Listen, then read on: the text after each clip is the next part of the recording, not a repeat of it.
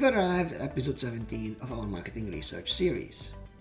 If you're new here or have been with us from the start, give that like button some love and subscribe. Today, we're stepping into the fascinating realm of data analysis. Picture this. You've gathered a heap of data, and now it's time to make sense of it all. And that's where descriptive statistics come in. Our trusty first step in breaking down all that data. Ready to dive in?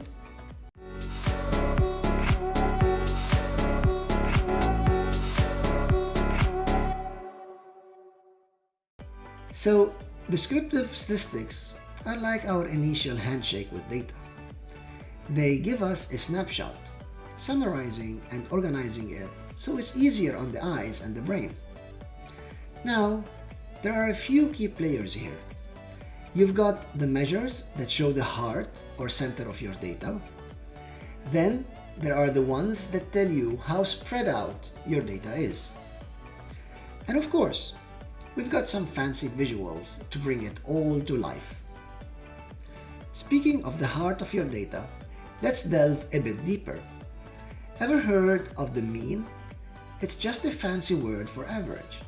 But while it's a great snapshot, outliers, or those data points that stick out, can throw it off a bit. Then there's the median, the middle guy, not too influenced by those outliers. And of course, the mode. It's like that popular item everyone's talking about. It shows up most frequently in your dataset. Now, onto how our data moves. First up, range. Think of it as the distance between the lowest and highest notes in a song. Then we have variance and standard deviation. They're like the dance steps showing how each data point moves in relation to the average. And let's not forget the IQR, or interquartile range. It's all about the groove in the middle 50% of our data. Data is beautiful, especially when you can see it. Frequency distributions are like our data storytellers. They tally up how often each data point shows up. Histograms? Think of them as rhythm charts showing off data frequencies in cool intervals. And box plots? They're like the snapshots capturing the essence of your data's spread and center in one neat visual. And there you have it. That's our journey through descriptive statistics. These techniques are your first steps to making data dance and tell its story.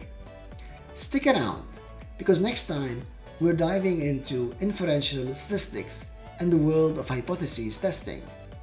And hey, if you enjoyed today's deep dive, don't forget to like, subscribe, and hit the notification bell.